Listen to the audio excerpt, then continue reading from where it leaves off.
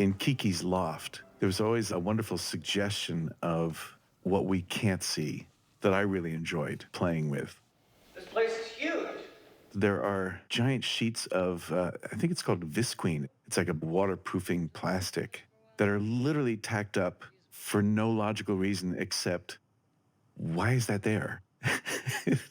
It's part of this discomfort idea, this feeling that there are things in every shot you will never get an answer to. That was part of what was driving a lot of the decisions behind the look of After Hours. But we loved this idea of sometimes you could see light coming from that room or people leaning in that doorway.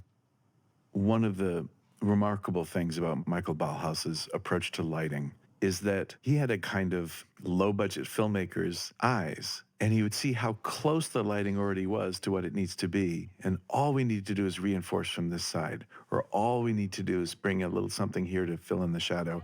It was an unusual approach that respected what's already there. All right, hurry up.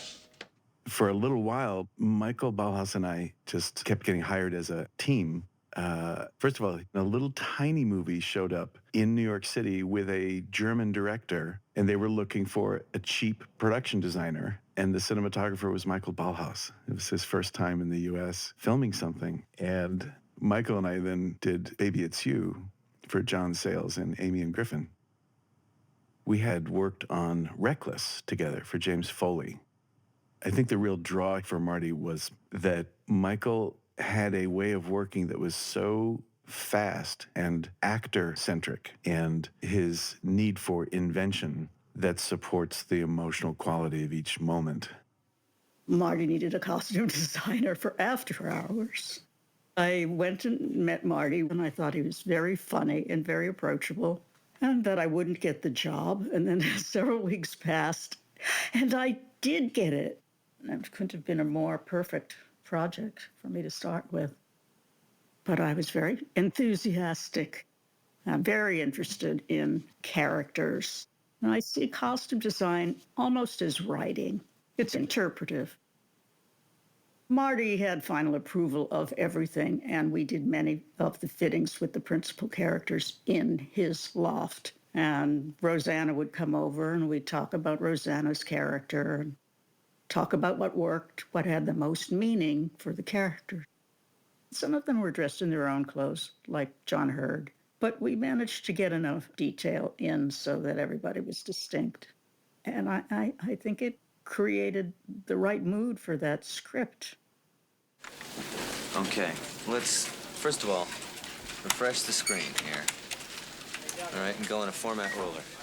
Paul is in that khaki suit, which blends into the background. So we don't really know who he is, except that he's a disaffected word processor, and he's bored with his job, and he wants some adventure.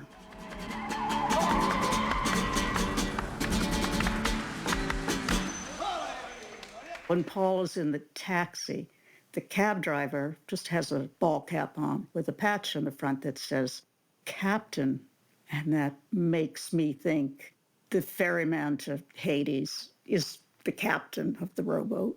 And that's where they're going to a very hellish night for Paul. When he gets downtown, he's disoriented, and, it's like hell, empty, dark. So it's a black shirt for Paul. Welcome to our world. Put this on. Put this on while you're waiting. Thanks.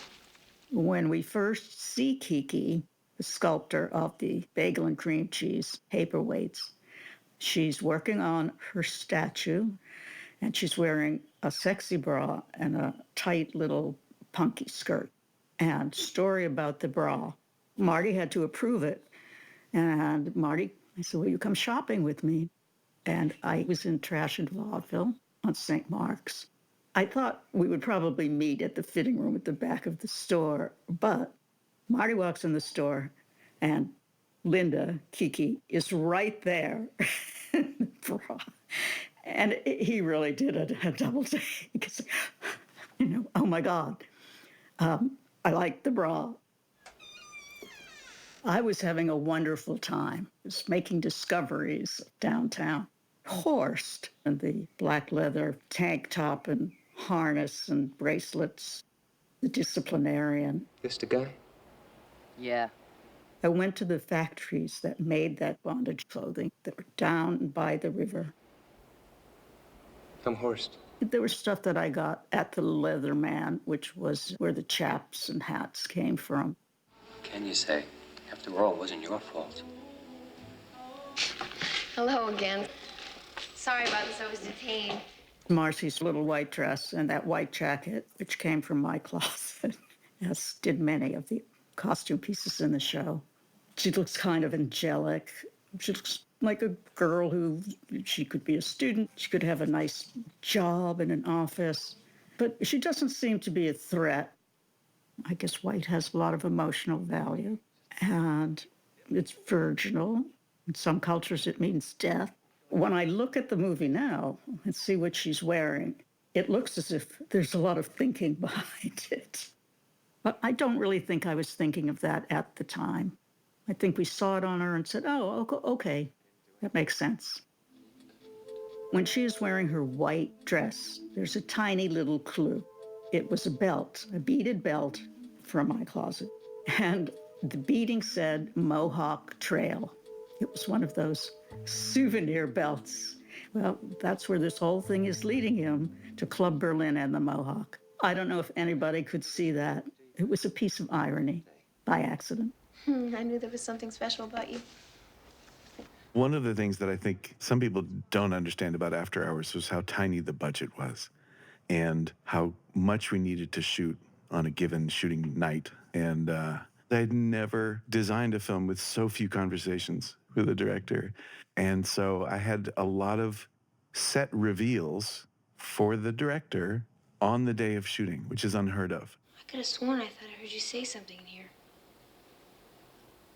Well, I didn't. In Marcy's room, we were in a hurry, and I proceeded to tape up random posters in Marcy's room by the corners, and then as violently as I could muster, I tear them down so that there were just bits of corners on all the walls. And what I guess I was after was someone had tried to make the room nice, and then something violent happened, and now this is what it looks like. In terms of lighting, Marcy's bedroom had an incredibly simple approach. There was a ceiling fixture, like a warehouse light hanging down from above, that we had wrapped in a kind of pink or salmon-colored fabric to soften the light and to warm it up a little bit, to make it kind of like thrown together romance. Michael had asked if I could have something mysterious glowing underneath the bed. I think we had snuck some fluorescents and wrapped them in, I want to say maybe a teal-colored gel.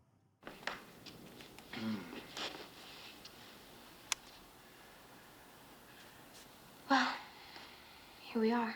Our property master, Tom Allen, had prepared candles, and there's a special way of making them where you've got like 6 wicks or something in the center, and the candle's actually putting out a surprising amount of light. That's real, that's actual flame light. The candle light, of course, became extremely important for so many of those scenes because anything occurring once Marcy has taken her life, the candle is really it. And then we put a little nightlight over by the bag of her belongings with the burn book and the ointment and all that stuff.